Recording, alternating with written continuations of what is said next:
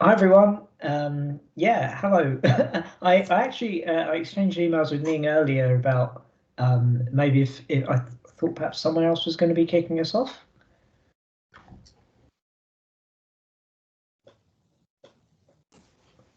Okay, I think well in that case, shall we hand it over to Sally to open the event? Yes. Hello, thank you very much. I'd like to welcome everybody to this workshop today. I've been asked to speak just for a few minutes at the beginning to introduce you to the Regional Studies Association and the way in which we've engaged with the themes that are going to be discussed as part of today's important webinar. And I'd like to thank Helen Lawton-Smith for inviting me to do this. For those that of you who don't know about the Regional Studies Association, learned societies like ours are kind of clubs for researchers, academics, practitioners and policymakers. And we take our membership at all career stages, from students through to global experts. We take people from everywhere in the world, developed and emerging economies, really anybody that has an interest in regional and urban development and policy. So Helen's asked me to say something to you about the RSA's approach to equality, diversity and inclusivity. This is an area of concern now for most organisations. It's an area that the RSA has been engaged with for many years. As a very basic example of that, we'd offer our membership by career stage, but also by geography.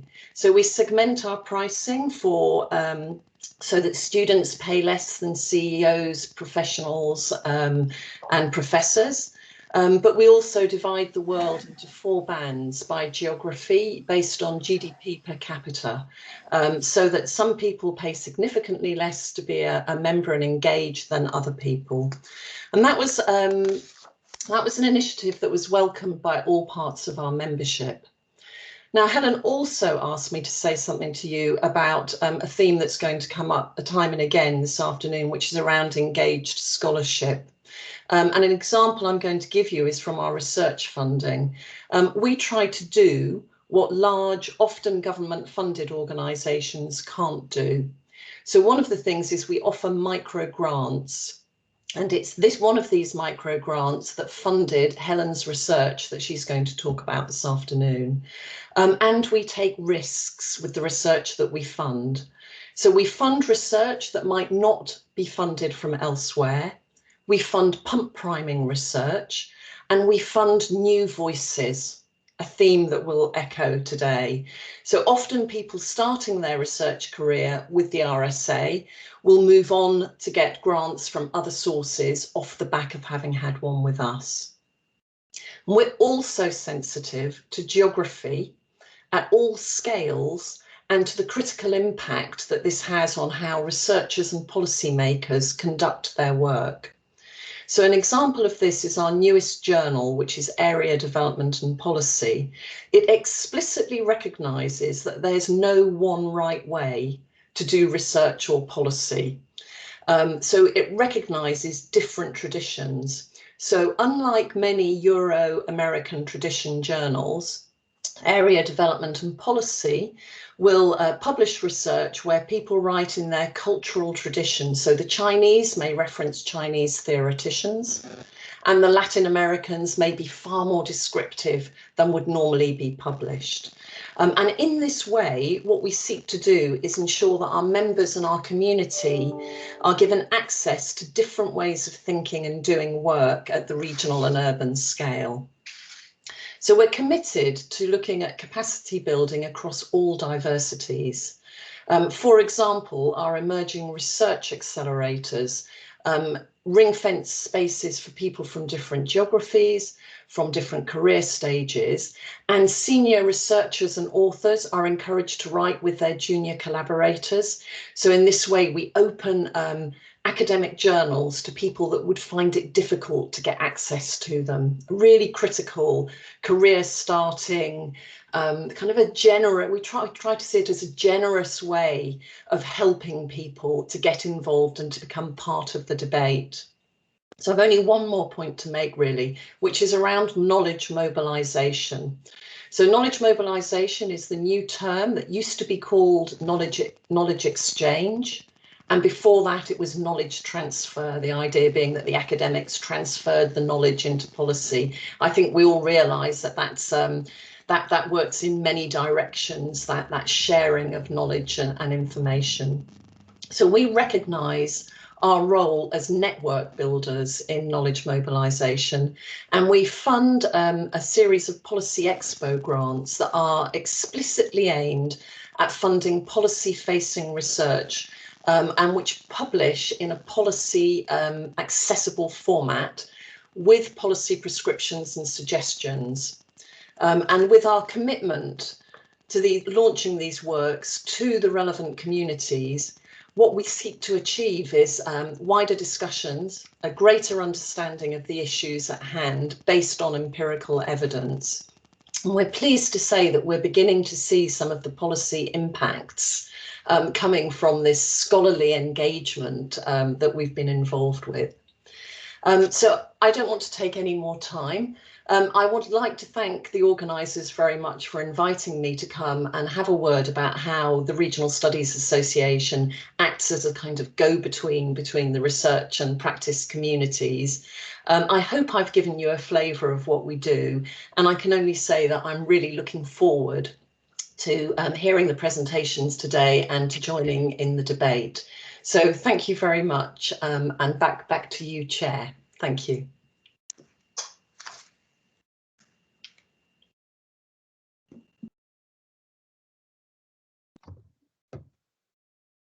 Hello again. Thanks. Okay, who have we got up first? Sorry, I'm just trying to. I've got about 5 different screens on the go, and I'm just trying to find my first We've speaker. got sorry, Tom. We've got Jacqueline. Okay, Next. Jacqueline. Yes. Okay, yes. Nice to see you again, Jacqueline. Thank you. Away you go.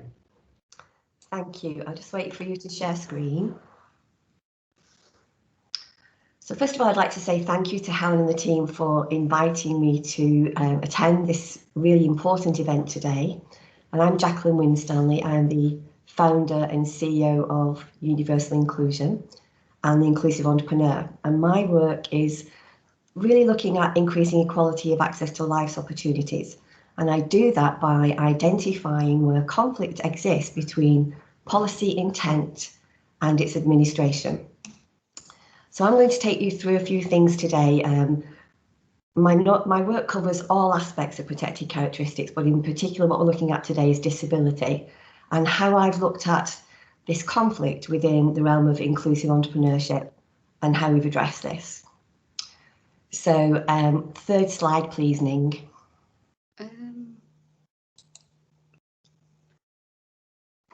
The third one, sorry.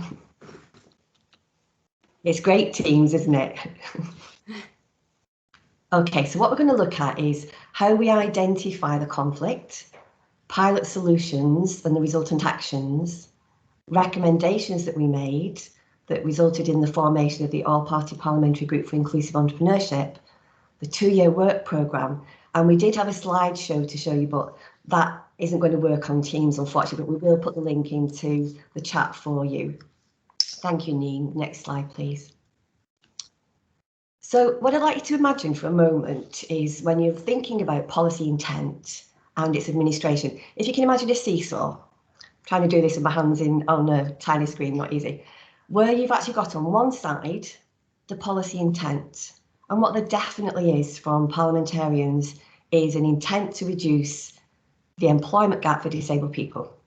And on the other side of the seesaw, you have the various programmes that are put in place to administer this, such as we've seen the Positive 2 Ticks programme, the Disability Confident campaign, and the Access to Work programme. And what can exist in the middle is the conflict. And the conflict generally arises because of things like it's administered in a very silo way. So it's not looking at a holistic approach to developing inclusive working practice. It can sometimes be short-lived because it has a lifespan of the people it's delivered to. It's very much dependent on sector growth in terms of inclusive working practice, which takes time. And disabled people are saying it's still difficult to acquire an employed role and retain it if you become disabled in work. Next slide, Ning, please. So, having identified where the conflict is and where it's coming from, what we next did was, in 2013, developed a programme, a like programmes, called the Inclusive Entrepreneur Programme. And for the first time, this included a health and wellbeing strand in startup for new businesses for disabled people. And we launched a network alongside it. This offered a real and sustainable alternative to reducing the employment gap and intergenerational poverty. It gave an authoritative voice on the support required to upscale the sector. And it allowed us to continue to research, identify barriers, provide opportunities, raise awareness, and make succinct recommendations to parliamentarians. Thank you, Ning. I won't go through all of these recommendations because to a degree what I want to concentrate on is the solutions, but I'm going to just hone in on one particular recommendation, and you're going to see some of this in the results of the research later anyway. One of the recommendations was to create an all-party parliamentary group which looked at inclusive entrepreneurship. And we were very fortunate that when we presented this at our Friday briefing for the network, that Dr. Lisa Cameron MP agreed to chair this all-party parliamentary group. And 2 years prior to recess 2020, in the midst of the pandemic, on a steep learning curve, the group was formed, looking at disrupting the realms of entrepreneurship, challenging perceptions, and creating the 2030 agenda paradigm shift, where we see disabled people as innovators and creating enterprise. Thank you, Ning. So the recommendations that we made literally form the kind of, I suppose, the foundation of the 2-year programme of works. And I'll go through them because, and this for me is the most important part. Identifying conflicts, great, but what are the solutions? So within the APPG, the first thing we're doing is producing a national evidence-based report, The Road to Wonder, looking at the who, the what, the where, the why, the how, etc. And importantly, pulling out of that the impact beyond turnover, looking at the social impact of this as well. Looking at written, oral and parliamentary questions and debates, and we've been very successful so far. For example, in respect of the Access to Work Award that requires an annual turnover to retain the award, the parliamentary question about this resulted in government waiving that requirement during the pandemic. So again, having a real influence on policy. Organising events with parliamentarians and key members of the entrepreneurial community, which has allowed us to focus on specific sectors across the entrepreneurial breadth of innovation that we're seeing, so that again we can inform parliamentarians on how those sectors can be upscaled. Fixing this firmly within schools and colleges. We want to see disabled people, particularly at the point they're looking at their career development, to see entrepreneurship as an option, and the programme that we'll develop through the APPG will do this. Having meetings between group members and government ministers, and we've had our first and it was really successful. We'll be creating an inclusive entrepreneurship accelerator programme, upscaling the network, and we launched last November a recognition programme which will take place annually in the House of Commons, which really showcases the enterprise that's being created and the innovation, moving away from an award that's perhaps condition specific to how people are actually doing some incredible stuff in this arena. And finally on that one, a link with the stock exchange and Forbes, so that we'll start to see a list of the top 30 inclusive entrepreneurs as we develop this sector going forward. Now, it's at this point that we did have the film, and I would encourage you if you could please, because it's quite a powerful clip, and it really does give people a glimpse of the breadth of innovation, the kind of businesses that are in the network, and what I feel is just an amazing response to the conflict that existed in, I suppose, reducing the employment gap as we're going forward. Now, as I said, we're not going to be able to show the film. How are we for timing? I think I have 2 minutes left if we showed the film. If we're not showing it, yeah. I could quickly maybe do the barrier slide. I wasn't going to do that. I was going to let people see that. Well, if I could perhaps do that, which is the next one. Okay.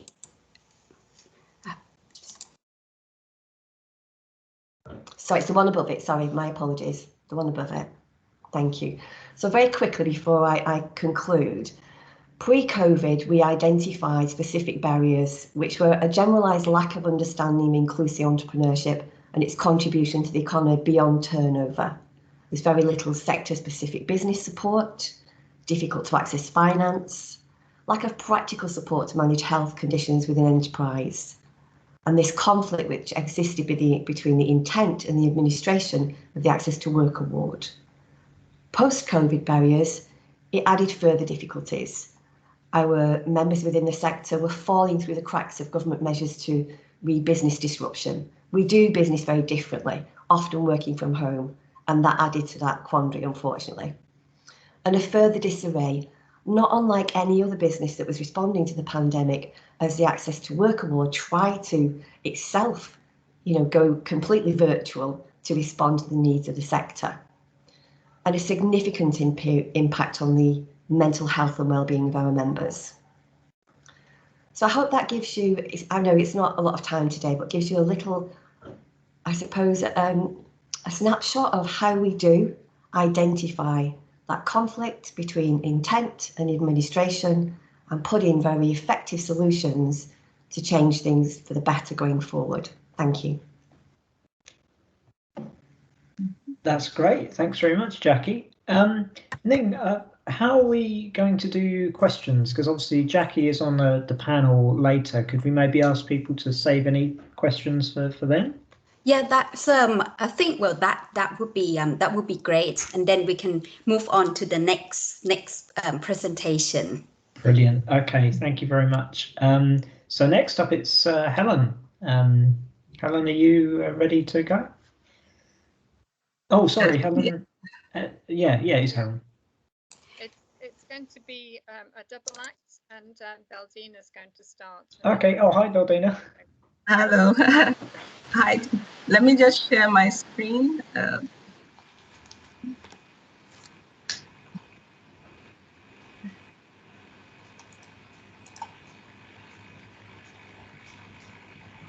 Okay. Yeah, we can see that. You can see that? Okay.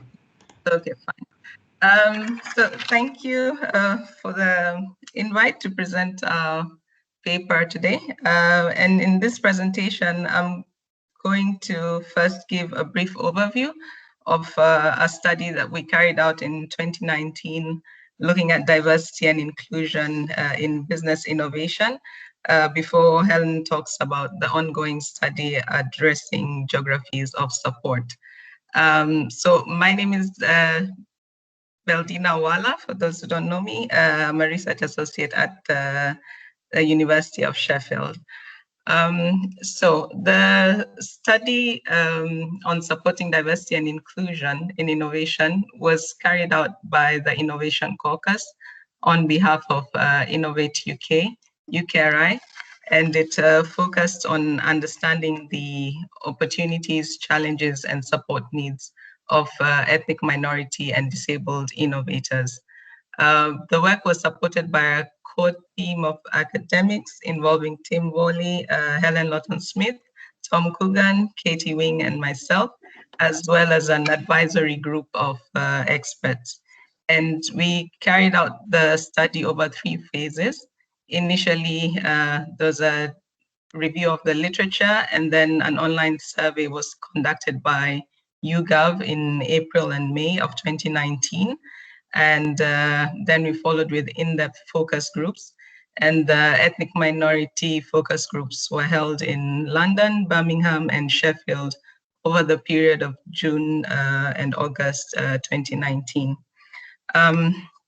So from the literature, we find that diversity is important for creativity, innovation, as well as financial performance of firms.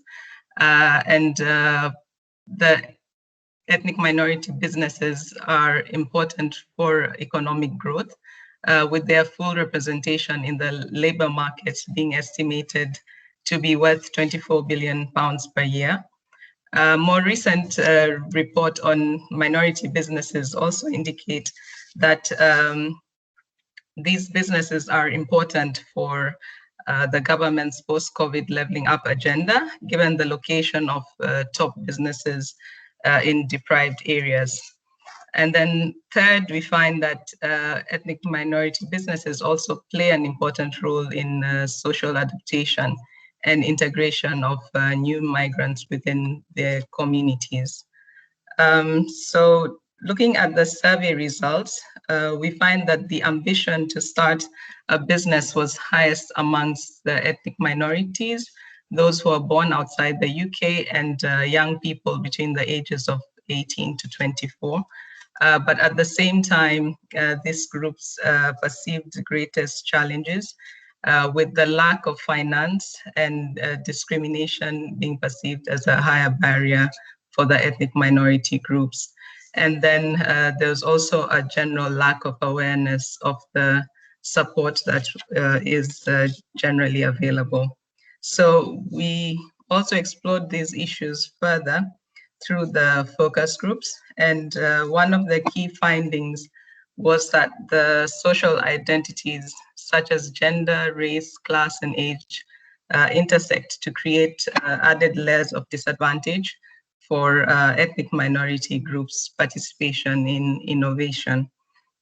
So for example, the experiences of not fitting in or exclusion by ethnic minority groups lead to increased self-doubt and lack of confidence. And as a result of that, participants tend to disqualify themselves from applying to future opportunities. And this narrows then the talent pool of potential innovators. We also find that existing networks are largely homogeneous, and this then limits access to social capital for this group. And the lack of relatable role models and mentors has a specific impact on the younger participants, who as a result have limited exposure and identification with the current discourses on entrepreneurship and innovation, and thus do not view these areas as viable career paths. And then looking at the support initiatives, while the participants recognize the benefits of available initiatives, we also found that these are quite fragmented and centrally located. And as a result, there's limited awareness about the support that's available. And there were also issues raised with regards to the type of support that is actually provided. So next, I'll hand over to Helen. Thank you very much, Baldina. And thank you, Tom. It was a really strong team, and you can see how much data we collected in that first study, but it also raised issues for me as an economic geographer about what's happening in different parts of the UK. So thank you, Sally, and the Regional Studies Association for giving me the opportunity for undertaking this study. So the plan is to look at these research questions. So I'm in the process of writing up this report. The report needs to be done by the end of April, but as you can imagine, there's so much material that we've collated, and it's now making sense of it. So we're looking at the importance of place, the distinctiveness of where people are within the country, what the industrial structure is, what the demographics are, proximity to London, whether that matters, whether there are opportunities for developing stronger place-based responses, or whether there should be some combination of utilising national programmes at the local level. But it is very much about place sensitivity, and a strong message for the policymakers is understanding why it matters that we take place into account of our analyses of these topics about BAME entrepreneurs and disabled entrepreneurs. We're also interested in what's going on in other countries. There's no point having just a UK focus, and Tom Cooney has been very kind and given me some examples of international initiatives, and we're also looking for further examples and seeing how much there are place-based strategies adopted in international examples, or whether they are more general framework conditions. So part of this discussion then is how we are engaging now is what public policy initiatives could be doing better to support these two groups. So the next one, please. Or can I do it myself?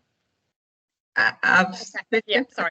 Okay, so this is the conceptual framework that I started with, the regional stakeholder approach. Who's in the networks? Who the networks engage with? Who's missing in those networks? Are traditional organisations like the FSB and Chambers of Commerce engaged? Are there potential for other kinds of organisations that don't have a history of supporting entrepreneurs to be brought into this space to support BAME and disabled entrepreneurs? So who are the actual and like-minded people that need to get together to sort out a response in each location? So the other one is looking at ecosystems. This is a term that's entered the lexicon of discussion about anything to do with entrepreneurship these days, but there are different versions of that. So there's inclusive business support ecosystems, social ecosystems, and they haven't been used so far to address BAME and disabled entrepreneurs, although I say Tom Cooney has also been doing some work on that. And one other aspect is the role of advocacy in ecosystems. A number of the groups that I've spoken to, Jacqueline is a prime example of people who's speaking to policymakers and speaking to other people in the field to get some common understanding and suggest ways forward. So we're going to see how we can use these concepts to do this analysis. Thank you. The next one, please. Okay, so we've been busy gathering data, nearly 60 interviews with the networks, entrepreneurs, universities, because there's a very strong interest in the universities as to what could be done, and there's some very good best practice examples. And so I've been doing semi-structured interviews that Dina is going to be going through in vivo and doing the analysis and looking at where these organisations are and trying to map the linkages between them. So it's this distinctive approach in this study that I'm working on. Thank you. Okay. Okay, so these are some of the headline data. So you can see that there are more activity in London. It's very geographically diverse. So the most activity I could find is in the West Midlands, and I'll come in when we show you the maps. That there's more activity towards supporting BAME entrepreneurs. But there are some parts of the country where there's very little activity in supporting BAME or disabled entrepreneurs. And we're also looking at organisations based in London and national initiatives that cover the whole of the UK.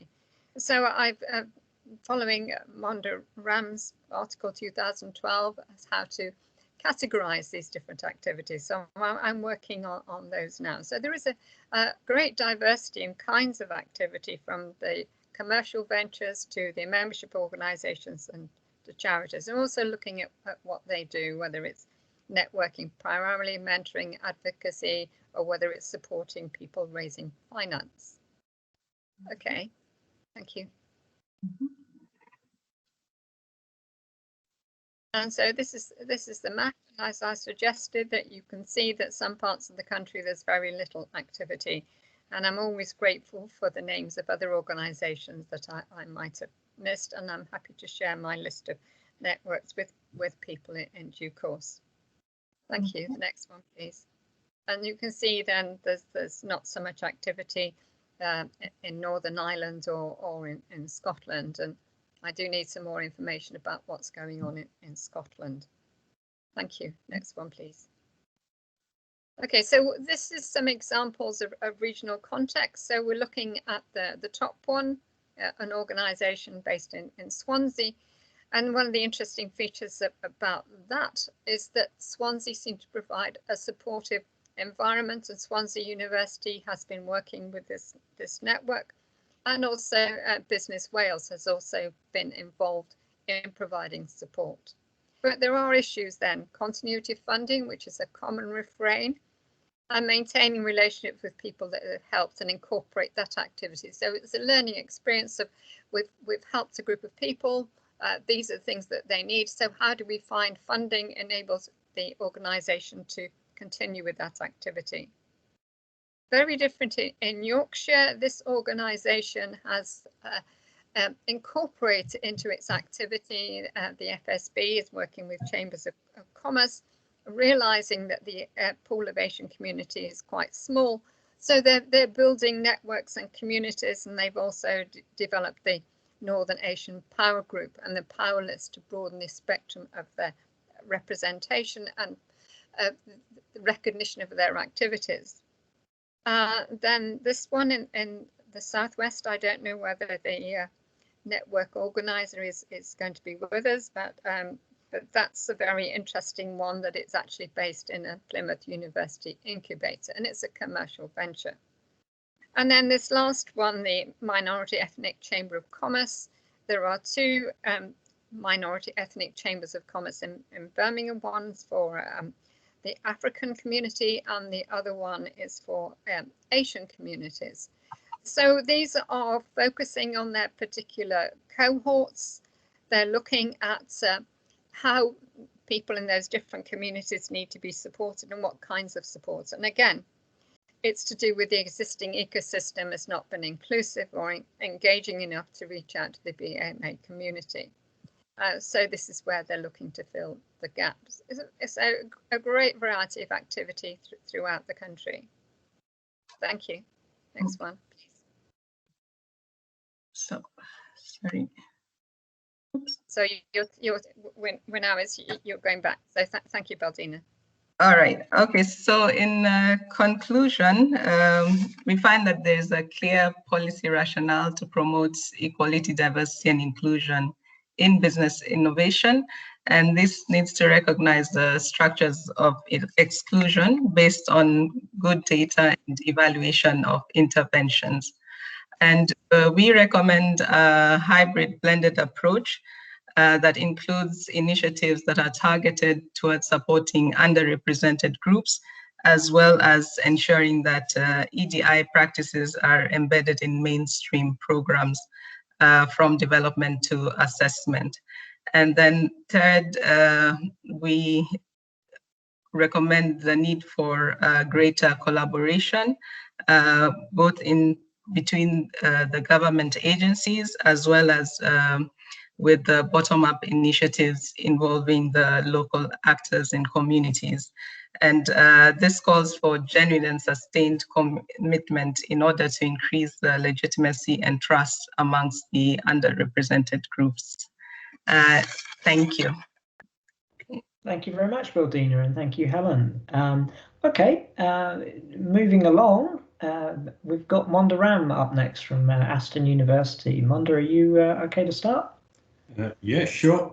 Super. Okay. Well, thank you very much for inviting me to this workshop. I think it's a really important one and a timely one, and already the colleagues before me have touched upon a range of interesting themes, not least sort of the connection between sort of the different kinds of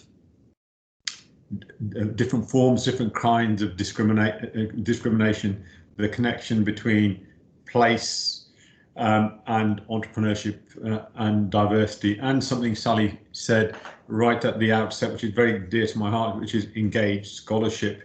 My name is Monda Ram. I work at the Centre for Research in Ethnic Minority Entrepreneurship at Aston University, and as the name implies, I run a centre that is dedicated to the study and indeed the practice of ethnic minority entrepreneurship.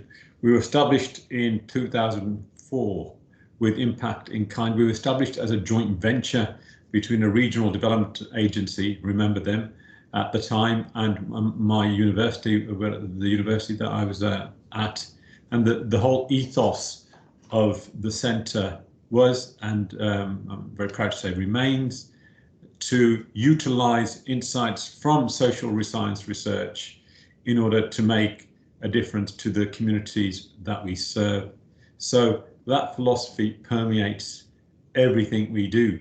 So what we try to do in our work is do three things.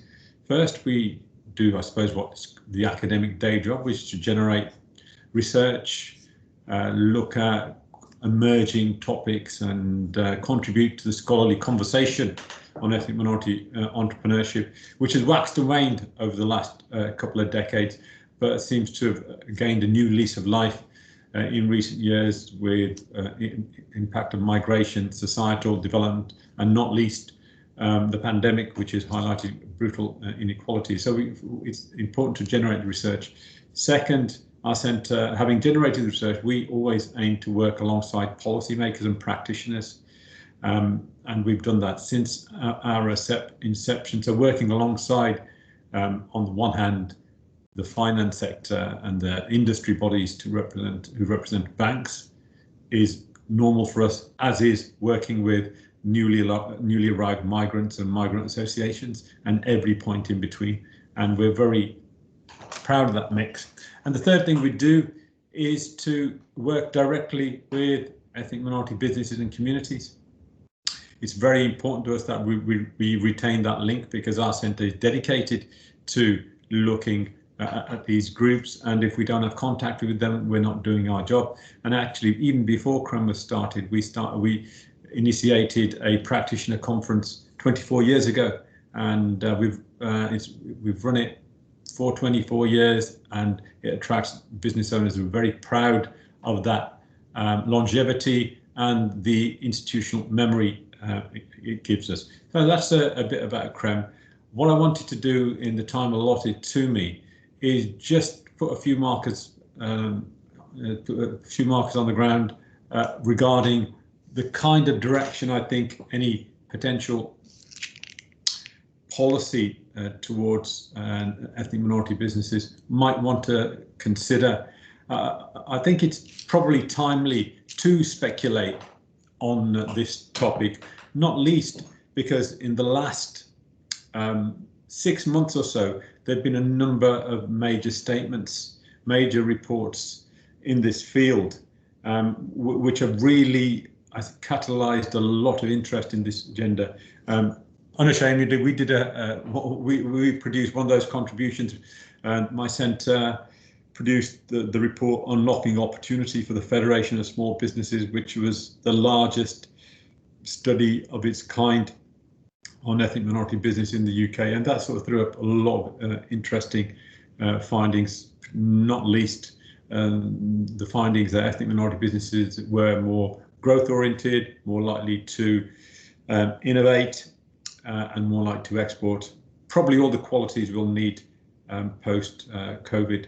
So that was the first report. The British Business Bank have produced a really interesting report recently, which highlights the protracted and the intractable nature of disadvantage facing Black and ethnic minority communities. It focused in particular on the Black community, and it highlights real systemic disadvantage for that community. And it's very closely linked to the notion of place, which Helen discussed earlier. And that really throws up a number of major challenges. One of them being the disconnect between ethnic minority businesses and formal institutions, formal sources of support, and I would include that the university sector too. So that was the second one. The third one is ongoing. We've been, as some of you may know, Boris Johnson set up a Race and Equality Commission last year, and is threatened to report ever since December. We're hoping that the report will be coming out end of this month. That report will contain recommendations on entrepreneurship and the Black and ethnic minority business community. I was a member of the working group that contributed some of those recommendations. I don't know what recommendations will emerge, but nonetheless, you can be sure that it's a topic that's going to be quite high on the business support agenda. So with all that in mind, what I just want to do is highlight some areas of focus for a potential strategy or agenda for Black and ethnic minority entrepreneurship. And my first one will point is paradoxically not exclusively about entrepreneurship. The report that we wrote and a lot of the work that's been done in this area from a critical social science perspective really does highlight the profound nature of structural and systemic disadvantage facing most or many ethnic minority communities in the UK. And it is a moot point whether entrepreneurship is the right vehicle to tackle these challenges. And frankly, entrepreneurship at best is part of the solution. It's not the solution, not the sole solution. We need to look at issues like redistribution, discrimination in the wider labour market, the practices of larger employers, the allocation of resources. All those impinge very, very strongly on the life chances of Black and ethnic minority communities. And we're all many of us work in business schools. We look at the issue of entrepreneurship. We shouldn't sort of be blinded to the fact that there are many challenges, many obstacles related to sort of structural discrimination, which have to be addressed, as well as inequalities in the sphere of entrepreneurship. So that very basic point, don't put all the eggs in the entrepreneurship basket, I think is important. But if we are going to look at entrepreneurship as a vehicle for change, particularly in the area of Black and ethnic minority entrepreneurship, what might we do? Well, I was really intrigued by the policy pronouncements of Justin Trudeau in Canada earlier, so in early 2020, I think. And he introduced a really significant significant program to support Black entrepreneurs in particular. And he made a point in his speech or in his announcement of acknowledging systemic historical disadvantage. It's something that we very rarely hear politicians do per se, and I can't recall ever in the sphere of entrepreneurship. So over the next 3 or 4 years, what the Canadian government is going to do is sort of three things. First, it's going to provide loans of over $90 million to Black businesses, particularly aiming to recover from the pandemic. It's going to also invest over $30 million into a national ecosystem fund. And I think this point that Helen made earlier, I think it's really useful to look at the issue of ethnic minority businesses in the context of ecosystems. It's really interesting because the ecosystem debate has developed and is associated with particular kinds of firms. Those particular kinds of firms very rarely look like Black businesses. So, in the Canadian example, there's going to be real emphasis on developing an ecosystem. And the final part of Justin Trudeau's intervention is to devote $6.5 million to supporting data collection, looking at particularly systemic barriers. And this again is interesting. The data that we have in the UK on ethnic minority businesses is, patchy. We did our best when we did our study to look at sort of 20 years of GEM data, and we found there's, as Beldina said, around 25 billion GVA. I think that's likely to be a conservative figure, but we simply don't know. And if we're talking about evidence-based policy, if we want to feature more prominently in the policy discourse, we need the evidence to back up our claims. And our evidence has always been poor on ethnic minority businesses. That's the academic evidence. Even within the policy main practitioners, do we know how many ethnic minority businesses utilize business support? Do we know what the sort of take-up level is on the various myriad schemes? Often not. And so this is a concern if we want to develop a more granular perspective on the nature of inequality in business support and the enterprise support system. So that'd be my second point, that even if we do see entrepreneurship as an important way of addressing inequality, we need to focus on the systemic, and the Canadian example is a good one to at least follow. My third point is not so much an intervention, but the way we do interventions, as it were. One of we've done at CREM a number of reviews of business support initiatives for Black and ethnic minority firms. And one of the things we've found is there's probably no shortage of initiatives that are introduced, but there's no shortage of initiatives that vanish very quickly after they're introduced. Helen made the point earlier about funding being a problem, and funding reflects the policy fads at the time. And one of the constant refrains is, all grassroots organisation having to chase funding and distort what they actually do in order to fit with the criteria of funding bodies. And I think, and certainly in our engagement, and we engage extensively with business support groups and businesses, there's a real fatigue out there, being on the receiving end of consultation exercise or yet another initiatives. Very little attention has been given to the nurturing of relationships, developing a sort of deliberative dialogue across sectors and across the communities.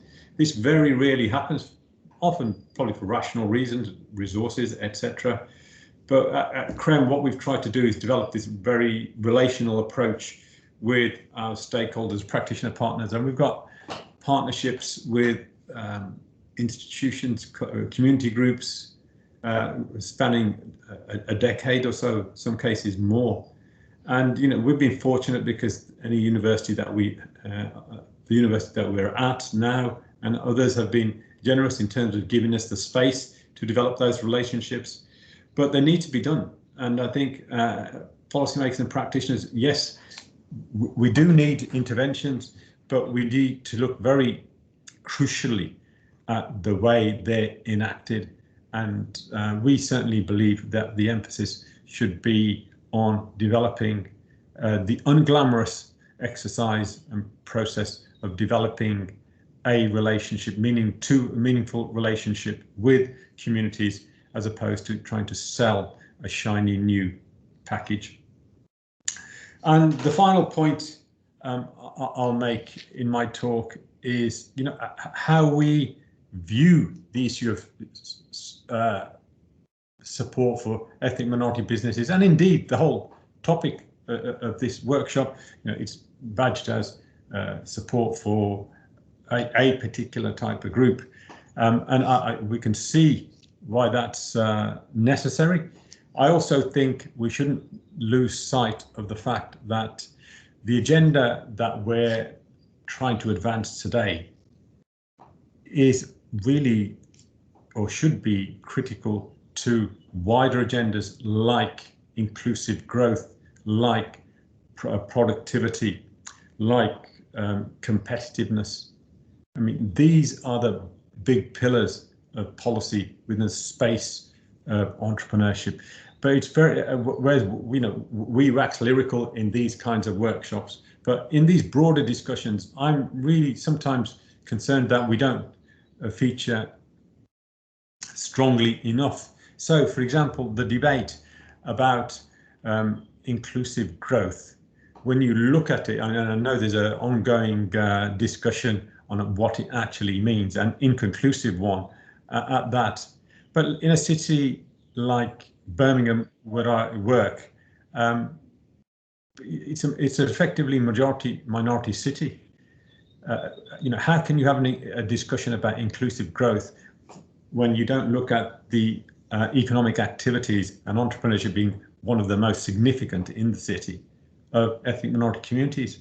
Yet very rarely is this seen as a core feature of inclusive growth. And yet we're all recognizing, especially during the pandemic, the integrated nature of social and the economic and the social. So I think we shouldn't lose sight of the fact that it's important, yes, to highlight the particularities, but we need to ensure that we're not lost or we're not missing in broader, wider debates across different policy domains in order to make sure that our voices are heard. So in drawing my comments to a close, I really welcome this workshop, and I welcome the regional studies real advocacy of this agenda, and the way the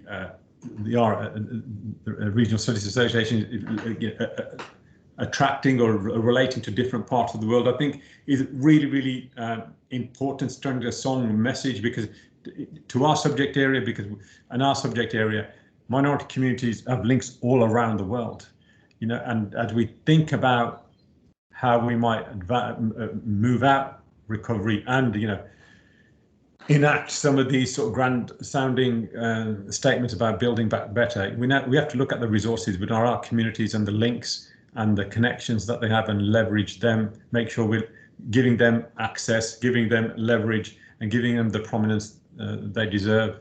So I'm grateful for the RSA for doing exactly that. Thank you very much.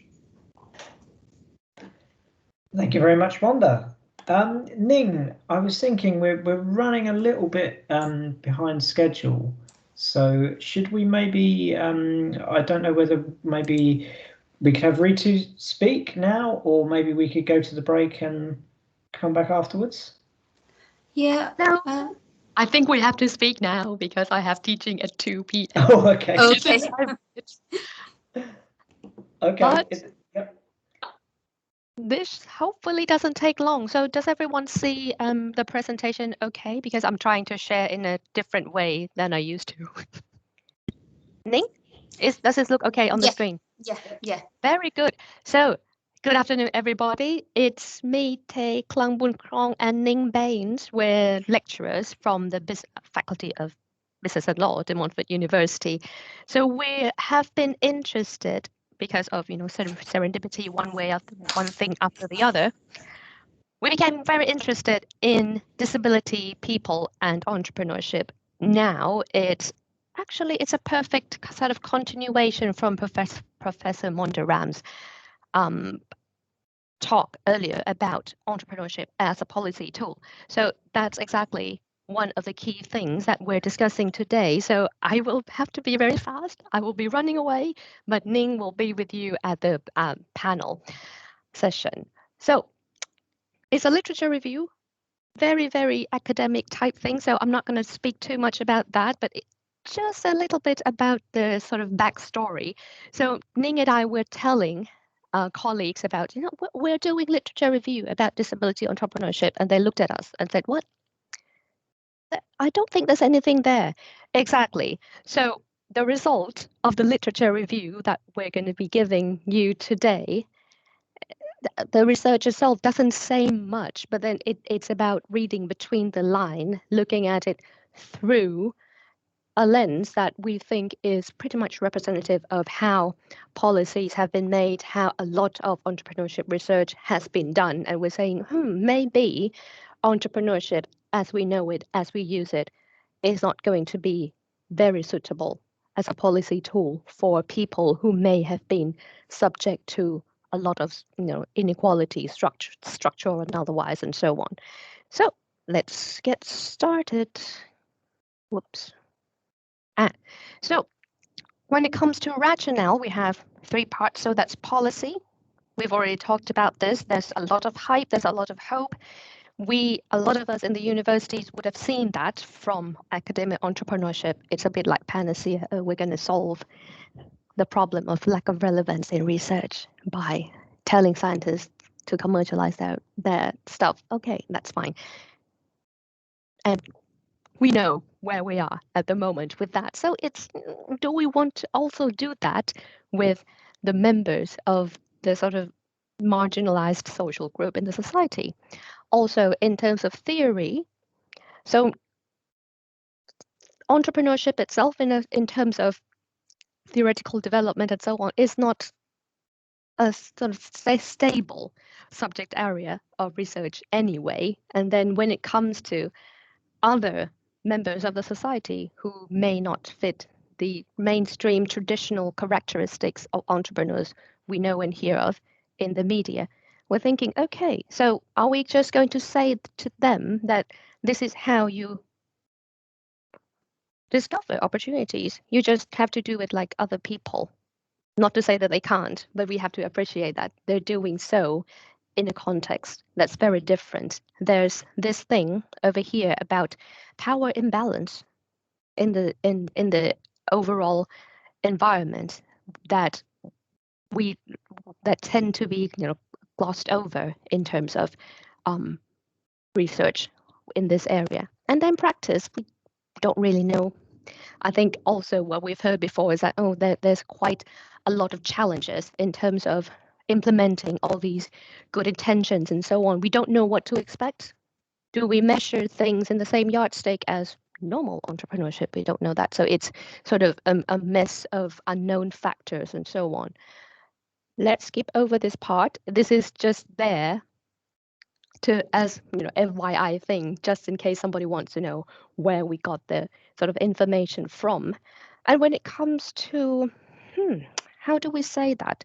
So we're starting from the idea that in a lot of entrepreneurship research, in a lot of policy, we think that entrepreneurship is something of a dependent variable, is an end point, whether you've created the new firm or not. And we're going to measure that over time, growth in new ventures created.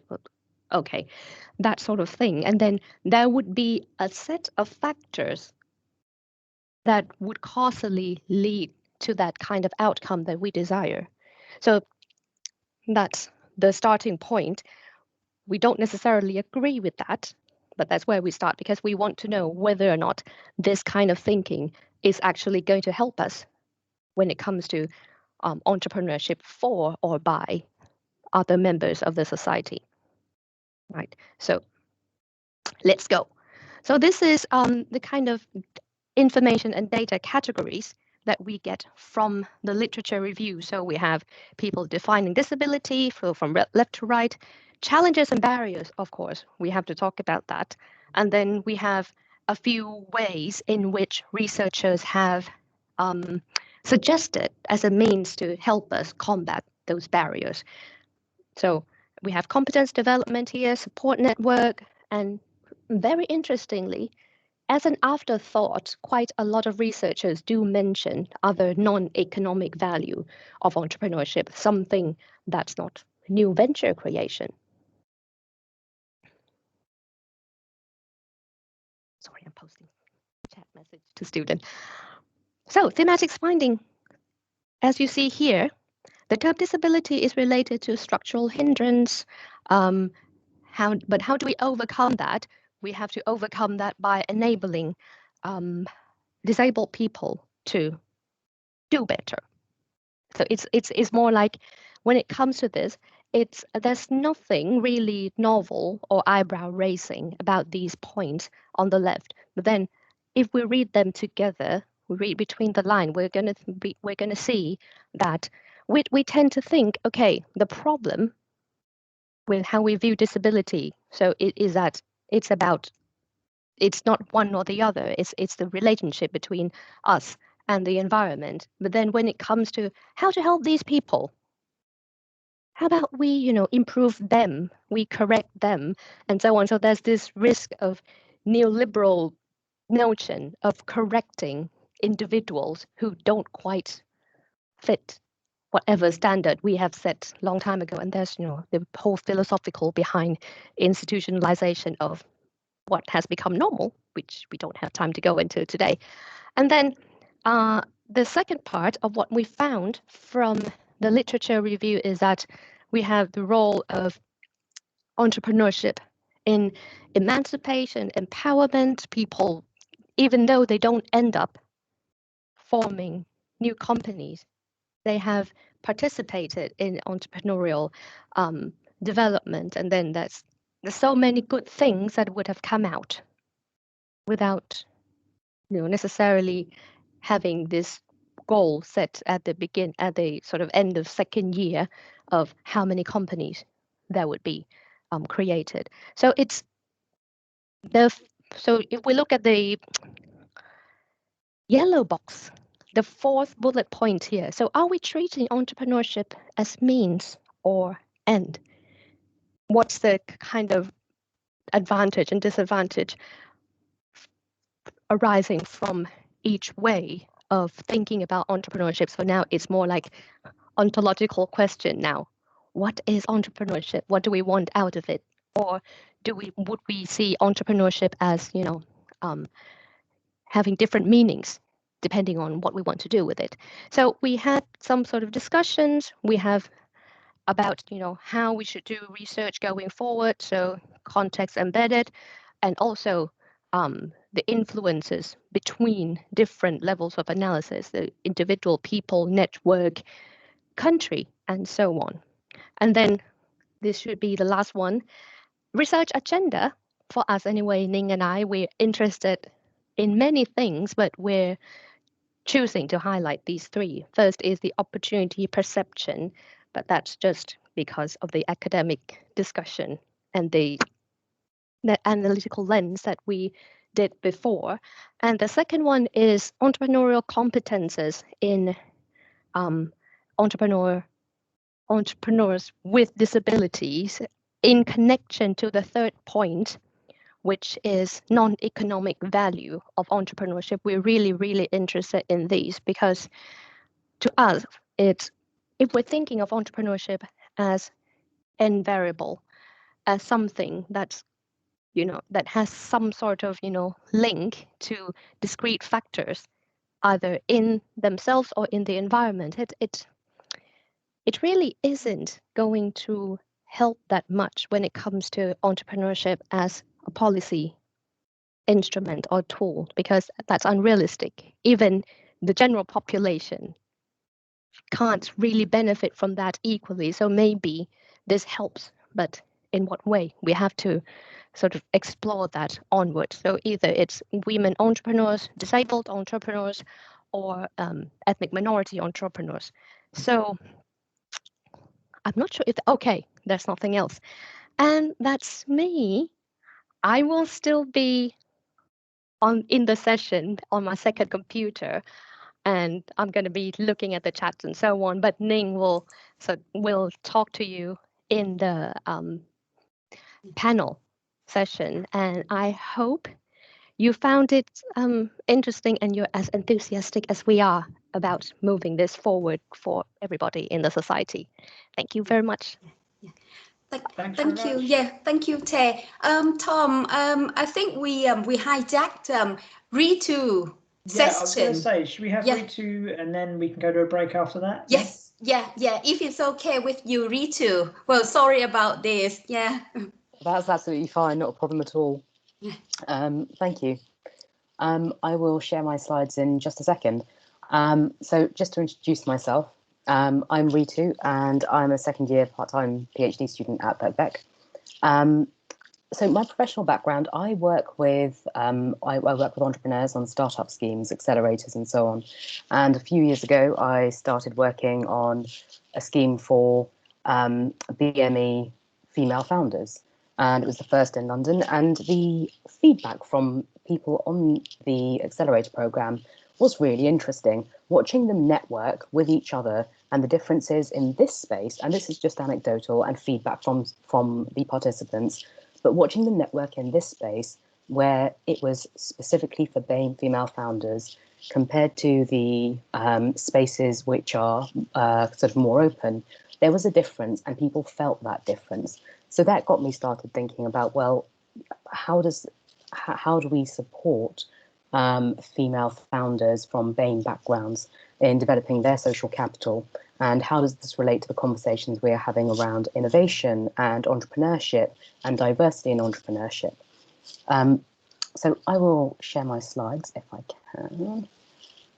I should be able to. Unfortunately, my slides seem not to be I don't seem to be able to share my slides, so I'll just have to go on without the slides.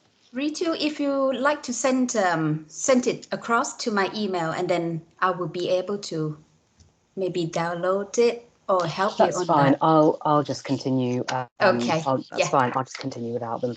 That's absolutely fine. So yes, so this got me thinking about social capital, entrepreneurship, and diversity in entrepreneurship. And how are we building this? What do we already know? What's missing? And what are the assumptions that we're making about the people that we're working with and how things should be, and therefore the support provision that's on offer? So I started by thinking about social enterprise and social capital enterprise, and why is this even important? We've already touched on this from some of the other speakers today, thinking about the role of enterprise in driving forward the economy, but also in sort of growing the local communities as well. And central to this, in terms of growing entrepreneurship, is networks. People obtain resources through their networks, and there is very little understanding about networking activities and practices of female founders, BAME female founders specifically. And Monda, you talked about that some of what we know about ethnic networking is, there is still more that we need to do to understand how this works in practice. So to give a quick overview, so for example, if we look at female entrepreneurial networks, we know that women generally have stronger relationships of higher trust, more social contacts potentially, but those social contacts come from less diverse backgrounds.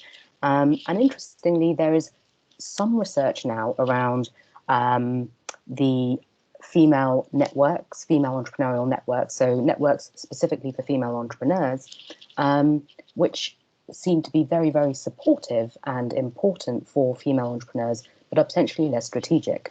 Then we look at BAME networks, and we have lots of same ethnicity ties, also strong ties. And Monda, you touched upon this, Helen, you also did as well, Baldina, that there are fewer financial resources available to these entrepreneurs. So what happens when you're taking an intersectional approach and you're looking at gender and ethnicity together, and we're multiplying these issues, which are competing and contradicting with each other as well. So they're reinforcing each other, they're also contradicting each other. It's complicated. Now, this becomes really interesting because we can take the single lens approach, but actually with all of these, they all overlook something. And that's not to say that the intersectional approach is going to address everything. It doesn't.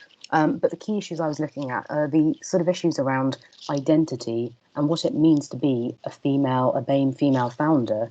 And what does that mean in terms of identity and power, privilege, the sort of position in hierarchy, perceptions of legitimacy. And this was something that came out quite strongly in some of the conversations I was having with people, how they're perceived and their perceptions of others, and what this means in terms of what they do in these networks, where they go, who they network with, who they're comfortable with. I just want to, I'm very conscious of time, that we are overrunning, so I will try and keep it brief.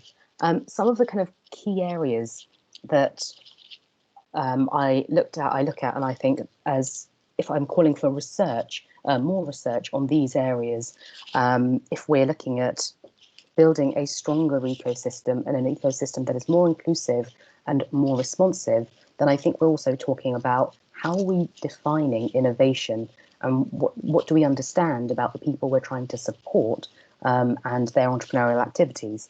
So a few things that jumped out, things like the intentions, the values and the motivations of the founders. One of the things that the literature shows is that female founders, and BAME female founders specifically, and this is not to say all BAME female founders, of course, but they are more likely to also consider social outcomes alongside the economic outcomes. How is this reflected in the support that we are considering providing and that we're designing? How much is this reflected in, and for example, things like intentional growth capping? by female founders, how much are we reflecting this and considering this in the type of support that we're providing, the content of that support? Also thinking about collaboration specifically, if we're thinking about how the female founders are engaging with each other, diversity is interesting here because we talk a lot about diversity and innovation and that it's good for innovation, but there is also research which is suggesting that, well, diversity is good for innovation and diversity complicates collaboration and complicates communication. There is an interesting Harvard Business Review article where they talk about kind of, well, actually, on whose terms, when we're talking about diversity, on whose terms is what accepted? So the people communicate differently, people have different understandings and interpretations of things rooted in their identities and their social positionings, which come about as a result of those intersecting identities. So thinking about how this is impacting how we collaborate, and if we're thinking about collaboration as also part of access to resources, which Helen spoke about, I think, earlier on, diversity is also impacting on, and I say this in a sort of, so diversity is impacting also on how we are accessing resources as BAME female founders, in that standing at that intersection of gender, of ethnicity, of which generation of sort of, you know, migrant a founder might be, there are going to be particular opportunities that we spot. But how well are those opportunities recognised and accepted in the wider ecosystem? This is something that came through quite strongly from the founders I've spoken to. And again, this is just anecdotal, but one of the reasons they like being in some of the BAME female founder networks is that these other founders are recognising these other opportunities in a space, in a broader ecosystem, which is not seeing the value of these opportunities. So there is a question of, when we're talking about diversity, on whose terms, and diversity of what? A few other sort of complexities and contradictions which jumped out at me. When we're looking at ethnicity, a lot of so there has been quite a bit of research around ethnicity and entrepreneurship, but what about generationality and nativity within that? I speak as a second generation British Asian, so, you know, I was born here. That makes me very different from people who are older than me and not born here, and that positioning is very different. I think there is a lack of research around that, which is hampering our understanding of how we support people in developing innovation and entrepreneurship. I think finally, in terms of the complexities and contradictions, there's been a growth in networks, both in terms of BAME specific networks, in terms of female networks, and BAME female networks as well. This is interesting and under-researched, and because people are joining these networks, and because these networks are supporting these individuals, I think there is a need to understand how we can make the most of these networks. At the moment, some research is saying that those networks, well, there's potentially a lower baseline capital there, because if we're looking at the research, which is generally saying that women have different networks, less capital-rich networks, and BAME entrepreneurs also potentially have less capital-rich networks, social capital specifically in both cases. When we're bringing those into networks, are we creating networks that are operating in silos? How well are those networks connected up to the wider ecosystem?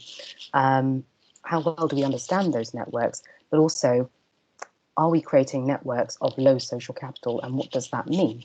But again, I'm going to loop this back to the earlier arguments of, well, this depends on who we're looking at. So again, that need for more research there. I think also I just want to kind of continue that thread and talk about the difference just looking back to what has already been said around, it's also place and space based. That as BAME female founders, people have their identities both within their communities, but in the multiple communities that they sit in. How are those identities shifting and coming together? How do those networks come together, and how are those flexed to build entrepreneurial ventures? I think there's scope to investigate all of those to see how are we developing an ecosystem that is richer, more responsive and supportive of diverse entrepreneurship. I just want to finally introduce my research. I mentioned I'm a PhD student. So I will be looking at how and why entrepreneurs develop and manage a specific type of network relationship combining business and friendship ties, and how that varies over time. I'm examining gender and ethnicity of the entrepreneur. I'm looking at the interaction between context, agency, and identity, and how these things shift and these relationships shift over time. I'm hoping to contribute to some of those gaps that I've identified in literature, and I would love to hear from others who are interested in those areas that I'm researching. I'll leave it at that. Thank you very much. Okay, thank you very much. Right, it's 2:20. What do we think? Should we go for a quick break? And then should we say 10 minutes? And then Lexi? Yes, that sounds good. Yes, 10 minutes. Yeah, that sounds great. Super. All right, see you in 10 minutes then, folks. Yeah, thank you. Thank you, Tom. Thank you, everybody, in that first session. Fantastic stuff. Very rich. Really enjoyed it. So I'm looking forward to the next session, which I shall be chairing. So Tom's on first. So thank you very much, Jacqueline. That's super. I think it's interesting having the two perspectives. Yes. Yeah. Helen, there's a slight change, because when we come back, we will start with Lexi, and then Tom will probably share his slide within the panel. That is what his plan. Okay. Yeah. So when we come back, it's just Lexi. And then I think Tom will be sharing within the panel discussion, and in terms of what his thought and what his talk will be. Okay, thanks. And Tim knows that, does he? Well, I'll try to find a way to communicate to Tim. Hi, Tim. Hi, Tim. Yeah. There's a slight change in the panel discussion, because we slightly run over time. So when we come back from the break, it will be only Lexi who will present, and then afterward the panel will come in, will kick in, and Tom will be talk or presenting, not presenting, but then doing his talk within the panel. Yeah, just in order to for us to have forum to discuss rather than presentation. Yeah. Okay. Does it sound okay with you, Tim? Yeah. Okay, right. Thank you. Yeah.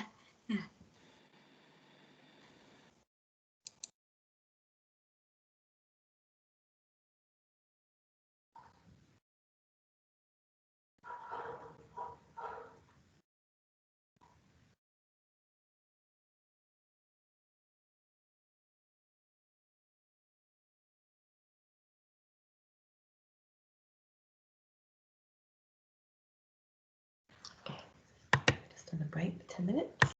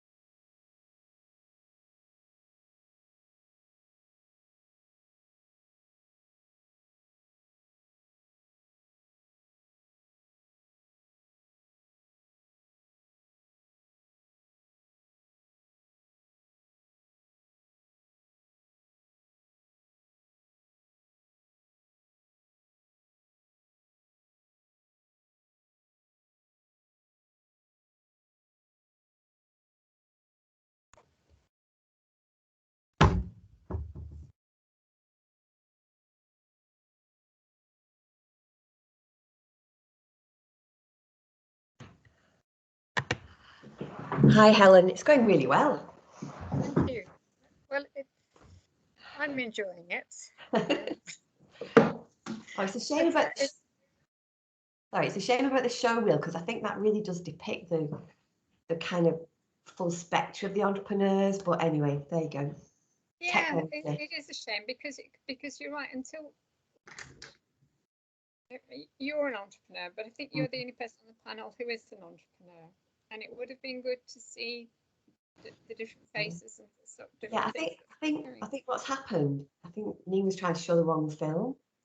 It's just the one there's a slide that's got lots of pictures of the entrepreneur, and there's a click button in the middle of that. I think she was trying to show the film from Media City, which we didn't set up to play, but that was my fault. I didn't realise what she was actually trying to share.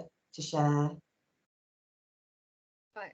So we could do it now.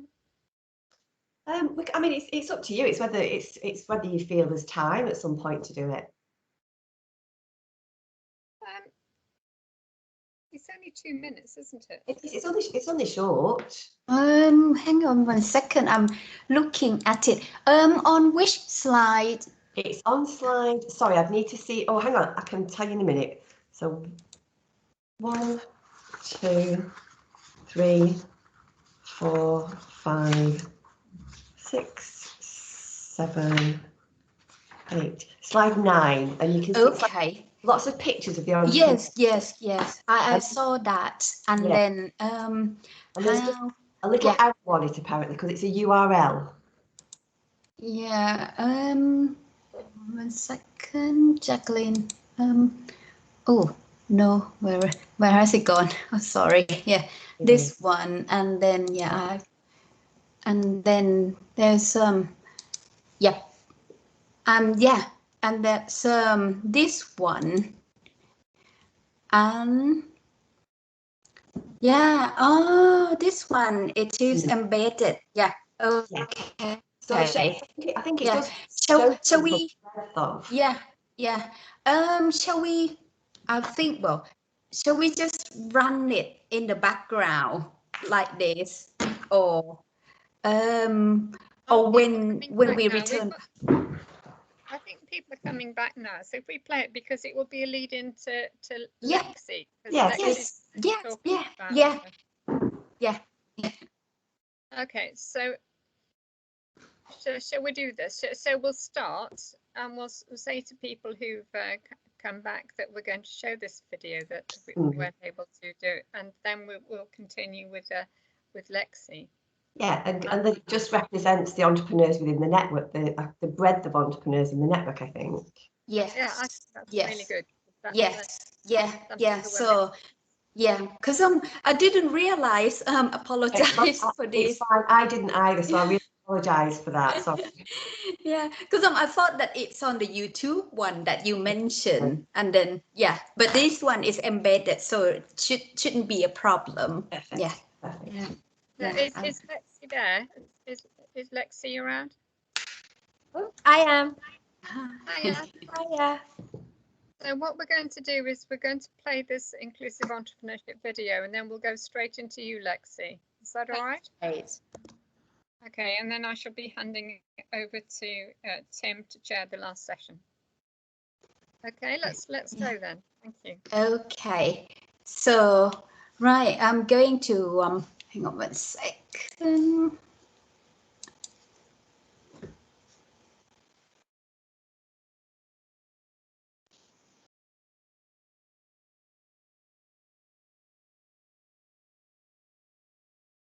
So do we have sound? We should have sound.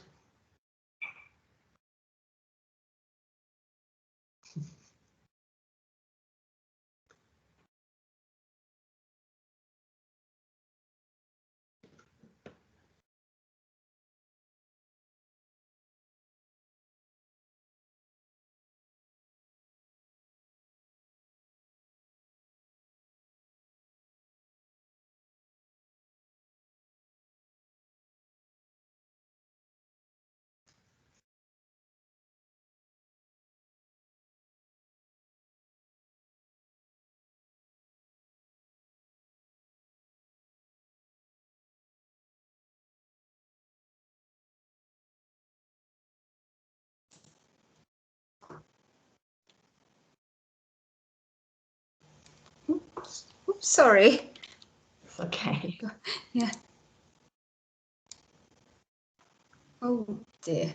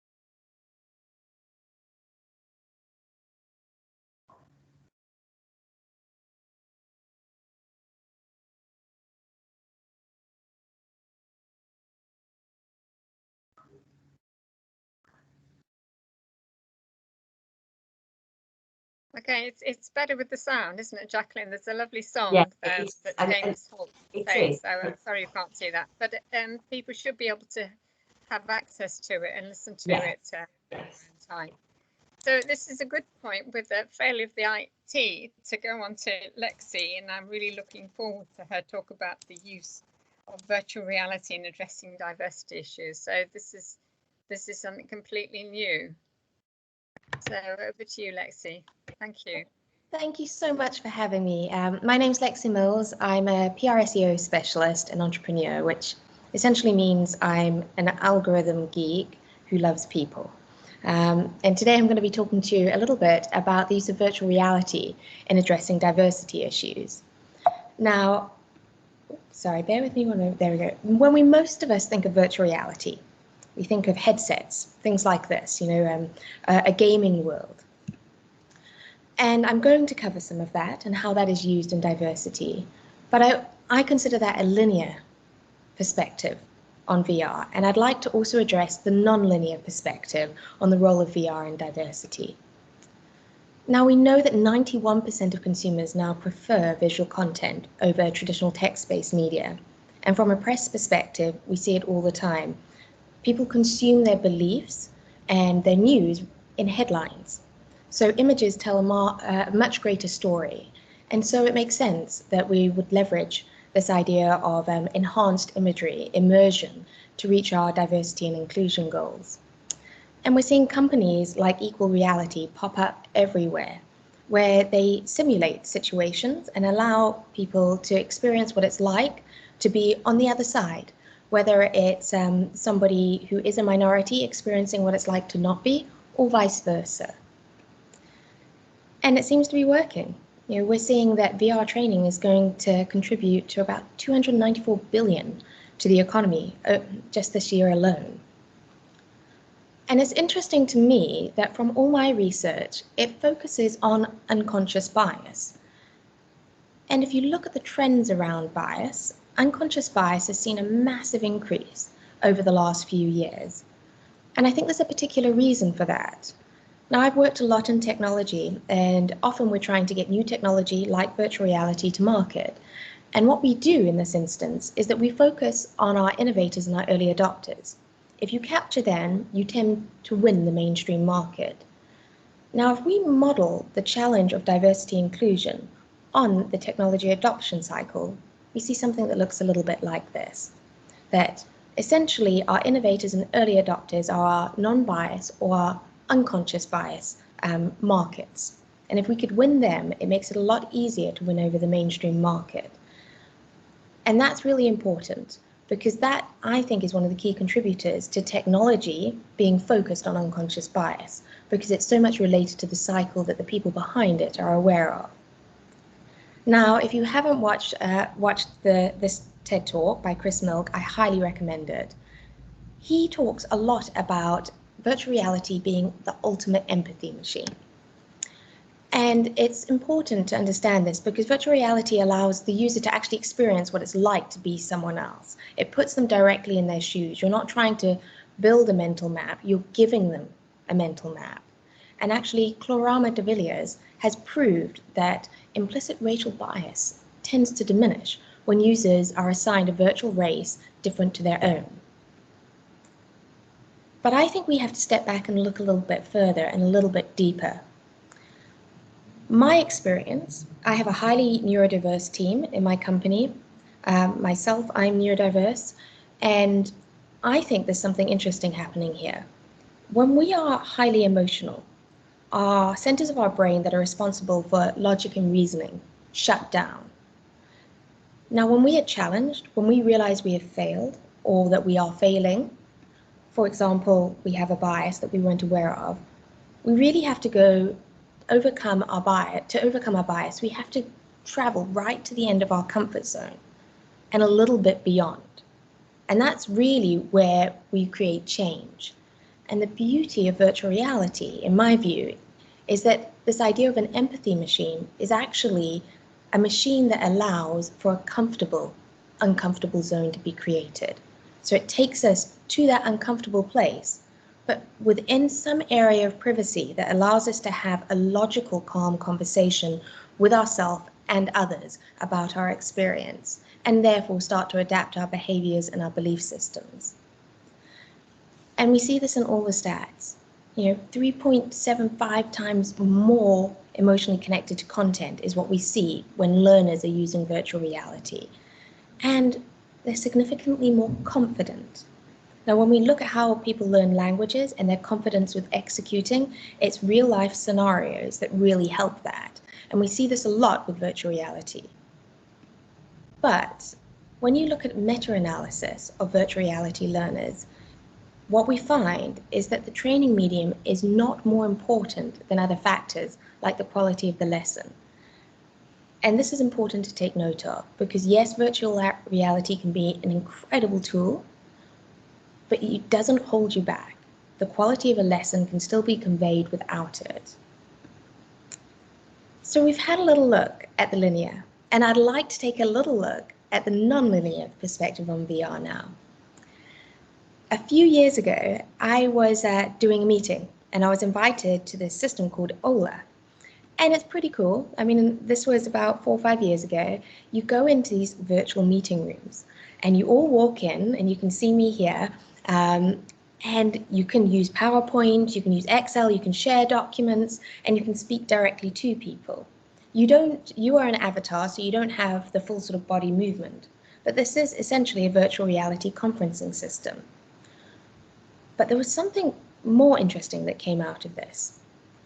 You see, when I'm standing in this room, looking at all these people, there was something that I hadn't quite realized until afterwards. For the first time in my life, I wasn't short in a meeting. I'm always the tiniest person in any room, always have been. And in fact, I realized that this system means that, okay, you get assigned a gender, but it is height, age, weight, geography, even clothing agnostic. It removes all these sort of subconscious cues that hold us back.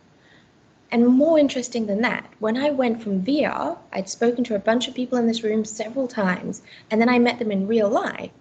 There was this bizarre moment where I saw a couple of the guys in the room take a step back because they hadn't realized that I was younger than they thought because they didn't know my age because it was age agnostic, and they hadn't realized I was so tiny. But what was really interesting for me was that I suddenly realized they behaved with me differently because they didn't have those factors. But I too behave differently. Without realizing it, I have inherently been used to walking into a room and having to make myself known because I can be overlooked. Especially, when I started out in my career, it was predominantly male dominated. And so these systems actually have the ability to change the way we see ourselves and others see us and both of our behaviors simultaneously. And what I loved about this two-way street situation with a conferencing system is that it was immersed in our daily lives. I wasn't learning because I was on a specific training. I was learning on the job with that beautiful empathy machine that uncomfortable, comfortable place, I was able to get off that call and be like, hey, what was different about that? And it was real time. Because if we're going to develop long-term solutions to bias, they really do need to be baked into the fabric of how businesses operate. The next thing I would like to chat about is the internet. To me, the internet is a second virtual reality. In fact, it's the fastest growing human territory in existence. But it's not a true reflection of who we are. Everyone on the internet, we are absorbing bubbles of information, whether we're on Twitter or on Forbes, or we choose to read our news on Vice or MSN. These are bubble realities where things are defined by the people who are putting that information into that bubble. And you might think, well, that's not such a big issue. But actually, we find that people typically only click on things on Facebook that they agree with. So they tend to start to grow their belief system and their habits in these digital bubbles. You might say, well, is it really that bad to be stuck in a bubble? Well, luckily, we have some really awesome examples of this. So, if you were to get stuck in just a Twitter bubble, you would find something like Microsoft Tay happening. Now, Tay was a chatbot that was released onto the internet, and she was supposed to be an excited young female, and you can see from her conversation, she was thrilled to meet everyone. But within less than a day, she learned from Twitter, from people speaking to her, to be a racist asshole. Essentially, she went from being humans are super cool to full-blown Nazi in under 24 hours. And that's because she was only consuming one bubble of data. And this is true for all sectors. I mean, if you look at the Urban Dictionary, we found that Watson by IBM, they wanted to teach Watson to say cool things like OMG. So they fed Watson the Urban Dictionary. And if any of you have spent any time on the Urban Dictionary, you can imagine what kind of things Watson learned as well. So what we need to understand here is that people are actually becoming trapped in their digital belief systems and habits. So as much as we can change people's minds, we can put them on training, unless we put people consistently in the mindset of diversity inclusion and help them adjust their data feedback mechanisms in the online world, we're going to risk people slipping into old patterns and habits. And this is true for wider sections of the internet. For example, we know people like visual content more. And if you do a visual search, that can give you a lot of information about a particular subject, and it's becoming more and more popular. But these can break stereotypes. For example, if I search terrorist and you click on images, you could come to the conclusion that a terrorist is not white and is not female and steer clear of Will Smith. When we look at things like nurse job, where the subtle implication here is that nurses are all female, which is not an accurate statement. And if people can't see themselves in a world, they are less likely to enter it. And at the moment, we're actually working on a campaign with Games Careers Week, who are aiming to inspire diverse young people and parents to discover careers in video games. But we realized the visual searches for this were inaccurate, so people couldn't see themselves in these careers. So at the moment, we're currently building the world's largest copyright-free image database of diverse people in gaming, so that we can impact the internet and therefore impact that virtual reality in which people spend time, and hopefully encourage more people into video games careers. So when we consider systemic diversity issues, we really have to consider the algorithms that are feeding into those. So if I leave you with 3 points today, it's that virtual realities can help us see others and be seen in return. And we need to be cognizant that people are trapped both digitally and physically in some of their belief systems by their environments that they are involved with. And we need to remember the VR oxymoron, that we need to be comfortable and uncomfortable simultaneously in order to change the way we think, feel, act, and behave, whether we be participants, entrepreneurs, leaders, or education providers. Thank you so much for your time, These are a couple of the books that I would highly recommend.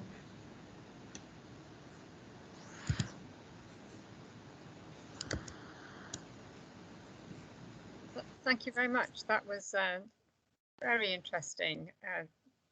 The subtext and the real text there was absolutely fascinating. So thank you. And we'll need to come back to you on this and to see how we can work with you in future. So thank you. So we're going to hold it over to Tim now for the panel, which we don't have very much time left. It's about 15 minutes. And I can see that Rita's name isn't on the panel, but she should be as well. So over to you, Tim. So thank you for doing this. Okay, no, thank you. And I appreciate that time is short. So if anyone does have any questions, I have got the chat open rather than looking at everyone's faces. So do feel free to put in any questions. I suppose just very briefly and just picking up on something that Sally said right at the beginning about the type of grants that Helen's been awarded. And I got involved with this through the Innovation Caucus, which is an initiative funded by the ESRC and Innovate UK, but is actually all about trying to support projects that have policy relevance that we can speak to. And a number of the speakers on the panel, but also a number of those in attendance have really been really instrumental in moving some of that work forward and beginning to kind of challenge the views within Innovate UK and really thinking about what that looks like. I'm very conscious that the focus of this last conversation was really around trying to think about what we've learned and what that means for entrepreneurial opportunities, whether for BAME groups or for disabled entrepreneurs, and how we can take that forward. But listening to the presentations over the last hour and 40 minutes, there is so much there that maybe rather than just reflecting on what we've learned, I'm really keen to hear from the panelists that we've got with us as to kind of what this means for the what next. And Monda highlighted some of these as the other speakers in some of their conclusions and reflections. But I'd really like to kind of see if we could end this afternoon by some of the kind of big takeaways about perhaps what we should be considering and what we should be doing, looking at, and how we may go about engaging, rather than simply kind of just recapping some of these kind of big lessons learned, which I think we've had all afternoon. Before we go to that, and if I may, Monda, I'll give you a bit of notice, but I'll come to you first, if I may. But we've obviously not had the opportunity to hear from Tom. So I wondered if just before we kind of go around the panel and over to Monda first and then maybe Jacqueline afterwards, would just be Tom, if you'd like to say a few words about the nature of your work and where that's coming, seeing we've kind of skipped over the presentation as well. Hi, thanks, Tim. Yeah, not too much to say, really. I was just going to say, flag up a few things earlier, mentioned earlier by Baldina and Helen in particular, about, what should an initiative look like? How do we determine its value? And also particularly around initiatives aimed at people with disabilities in terms of sustainability. So actually getting buy-in and getting actually a stream of people where you can kind of prove that something works are real problems. And obviously redundancy is another big issue there in terms of lots of people doing the same sort of thing in their own little silos rather than doing stuff joined up, which I think Helen's work is, Helen Baldina's work is doing quite a bit to address. The other thing, just I put in the chat what I'm doing in terms of that initiative. So at Nottingham, at the division where I work, we've got with a base for a innovation competition, and so I'm partnering with them to do a disability focused edition of that competition, which will probably run next year. And that's kind of what I'm doing for now, and that's basically it. Thanks. Okay, no, thank you for that, Tom. And for those that haven't seen it, the link that is there in the chat, please do follow up. And with some of the things that Tom's looking at, there's some really kind of great work in that area that I think kind of really does merit further development. So great to see that and have that opportunity to hear from you as well, Tom. So like I said, I think it'd be great, rather than perhaps recapping some of the lessons learned, of which I think there's been many in the presentations this afternoon. And I feel slightly less bad about picking on Monda first, given he's an old hand at this as well. So Monda, if I could come to you, I suppose you've raised a number of issues in the presentation and thinking particularly about the meaningfulness the engagement. But is there a kind of just a couple of minutes that you'd like to share with us on what might be the next things that we should be looking at and considering when it comes to the nature of diversity, entrepreneurship and enterprise? Yeah, sure. I'd just sort of elaborate on the sort of points, the point I made about sort of co-producing, building relationships. I mean, I've like you, Tim, over the last sort of 6 months, involved in lots of different forums, which have brought academics and policymakers together, and also businesses. But the level of sort of disenchantment, I think maybe it's been exacerbated by the pandemic, and the level of disenchantment and sort of disconnect between the lived experiences of business owners, I'm talking about diverse business owners, and what the formal institutions, and I include university in that, offer is palpable. And I think we could really, so in terms of the direct answer to your question, is focus on the building of the relationships. You know, Tom mentioned value. I think is a really interesting concept in this context. Really, what do we value? So even now, when we're making bids for, let's say, with our growth hub, etc., it's these metrics, how many jobs created, this, that, and the other. Those, even in the best of times, those are works of fiction. But even more so now, right? And I think some way of prioritizing the development of relationships. The Small Business Charter are talking about this kind of stuff. You know, I mentioned a few major initiatives that are going to move in this area. But one thing I hope is that people will be, or funders will be bold enough to invest in the relationship rather than a contrived initiative. No, thanks for that, Mondo. I think there's, like you say, there's so much that it's changing the kind of tone, and I think the funding and support for this stuff, and thinking not just how we have some of those big investments, but actually what it is that we can do with some of these smaller projects. And I say that knowing that you as well kind of are leading on one of the bigger projects with the productivity from below, and thinking about some of the challenges there, which again is a really engaged initiative in terms of the communities that it's picking up on. So thank you for that. Jacqueline, I've seen your video with sound, so I'm privileged in that sense. And I wonder if you could say perhaps a little bit about the work that you've been doing, and perhaps where that kind of takes us in terms of the what next, and what's on your agenda, and therefore what we need to be thinking of that is on the kind of policy agenda as well. Mm-hmm. Okay, so yes, you have, and I'm so sorry that didn't work, because it is quite impactful when the sound is on there as well. I think for me, obviously, there's two sides to this. So the network itself, and the network, as you saw from the film, is a very diverse and inclusive network. So, and that's intentional, and that's something that I've picked up from all the other work I've done. There are complications because equalities have moved in a very silo stance, and there's been reasons for that. People have had to fight for their position and their rights and their opportunities. So we understand that, but the network does look at it in a more holistic way. And we're seeing that really develop quite nicely, and the academic research we're doing alongside that has got some really interesting results. If you then flip over to the APPG, which for me is the game changer in this, and you know, quite rightly, people do talk about initiatives, etc. But what we're finding in placing this firmly in the parliamentary arena, all of these issues, all of this, particularly in the pandemic, sense of a loss of voice, impact, representation, etc.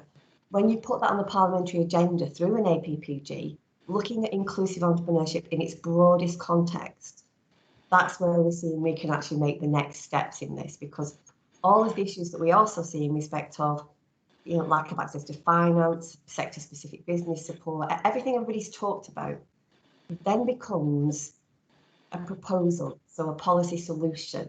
And as I talked about that kind of conflict before, we know there's an intent. Often what's happening in the middle is all the frustration. But what you do through the APPG, you are informing the parliamentarians on how to upscale the sector, and they're listening. This is a very timely, timely period of time, if you will, for entrepreneurship, on inclusive entrepreneurship, because the parliamentarians are listening and they are responding. I know completely, I understand in respect of, you know, the excluded group and the lack of business disruption support, all of those kind of things. But what we're concentrating on is actually moving forward that holistic agenda and actually making sure that the people who are wanting to create enterprise are not restricted by barriers any longer. And that's the issue for us, really. No, that's great. And I think, like you say, it's one thing knowing they're listening. I think it's now the case with the evidence and what we've got out there, both from the research side and from the lived experience of the entrepreneurs is hugely important in making those arguments impactful. So, sorry, just also on that point, which is really important, I forgot, is that it's led by lived experience, and it's led, the APPG and all of the recommendations are led by the entrepreneurs who have the protected characteristics themselves. And I think that's really important. No, absolutely. Absolutely. Lexi, can I draw you in next? Because I think the lived experience kind of really kind of, you presented a very different perspective on that with the kind of the VR as well. And I was kind of excited to kind of think, well, actually, lived experience is hugely important, but this virtual experience that you presented and thinking about the self-reflection and what that means, just kind of where you'd kind of steer us to be thinking next and what you think is kind of important to understand further. Well, I can give I guess, an example of where I failed as an entrepreneur and where I'm starting to improve, which maps into this. I started to hire more neurodiverse people over the last 6-7 months. And I started this because I had a friend come round and they took a look at our systems. And this is someone with ADHD, a collection of neurodiversity challenges. And he said to me, wow, everything is color-coded. And we have all these systems, but they were built around me as an entrepreneur. So they automatically support other people. But I had failed to create any digital imprint of how and why we do this as a company. And so he had never thought to ask me for work. And this is something that we're looking to adjust. The digital imprints can be so inaccurate. Some of our job with Shift 6 Studios is that we will go and fix that for people. We are quite particular. We only fix it for people who are already doing their dreams, who are doing the thing. But there are a lot of companies out there, and you see it when you look at stock photos, that they show this beautiful, diverse team, and you open the door, and it doesn't look like that at all. And I think what I try and encourage those clients to do is say, right, if you're looking to put out a particular image, why don't you show me your diversity program? Let's optimize that. Let's get that all over the internet. But let's not sell untruths. And this is the biggest challenge we have with the digital arena, is that it is too easy to sell an untruth. And so even the people who are recognizing the challenge, there are agencies and experts out there who are facilitating them in staying within a dishonest good intentions. And I think so we have to consider that the responsibility lies with everybody in the chain. I think that again, the kind of the bigger picture, thinking about that you're ending there about everybody in the chain, it is understanding that there is a system at play here, and that we can try and engage in certain ways at certain points in that system. But there is that intersectionality, there is that challenge that exists about understanding the relatedness between the different components. Rita, can I come to you and maybe just invite you on a final observation, if I may, to think where, based on the work you've been doing, where we would go next? Wow. I can think about certainly the, just thinking about networking and social capital, and there is, I think, so much of what's been discussed today ties into and relates to that side of things around entrepreneurship. I think I'd just like to kind of touch on what's already been said around the importance of building relationships, and Tom, you mentioned also, what do we value? And for me, I think so much of where we're going is actually re-examining the models of entrepreneurship, the concept of entrepreneurship. What do we actually mean, and how inclusive is that concept at its very foundation? And then what does that mean for how we are supporting and the ecosystems that we're building? Personally, my interest is social capital and networks. And as I've already mentioned, that importance of understanding people's experiences. So also calling for more qualitative research around actually what are people's experiences of discrimination? How does this impact perception, how we relate to each other? What's important to us, and therefore what problems are we seeing? How are we addressing those? All of those things which come together to make people entrepreneurs. Yeah. I think, well, thank you for that. And I think it very much fits in with, like I say, kind of challenging those assumptions and understanding what we think about with regards to the models. And actually what we need to do as kind of researchers and practitioners to kind of not just fall into the received wisdoms and truths that we are kind of inherited. Ning, and I suppose kind of thinking again about yours, you were talking very much there about the individual opportunity around this. And yes, a lot of the things that have said very much kind of play into that as well, thinking about how the entrepreneur's at the centre and needs to be at the centre of what we're looking at. Yes, because I think that is the theme of our research in terms of how would we use the mainstream entrepreneurship theory. I mean, well, coming to second what Ritu just said, that how can we use the mainstream entrepreneurial theory to look into a very diverse group, and then people with diversity. And then we found that actually it's entrepreneurship itself is not the end, but it is the mean. And then also, we and linking back to what Monde was just saying about measurement, simply because when measuring, it's not just about how many the net profit, that's the gross profit, and then the typical economics measurement. But then we might need to think more about actually entrepreneurship. It has given the self-value, the self-worth to these people with disability. And then, we need to capture that, and then the social capital that we need to look into it. So. No, thank you. I think it feels like we're coming full circle, thinking about some of these issues and how they relate back to the entrepreneur, how we understand that through that engaged research. And I suppose I'm going to hand, last but not least, back to Beldina and Helen. And Beldina, maybe if you want to just say a couple of words first. And I guess the thing that I've kind of learned from working with you and thinking about the report with Helen and yourself is the intersectionality challenges that are there, and what that means for the future of this agenda as well. Yes, thanks, Tim.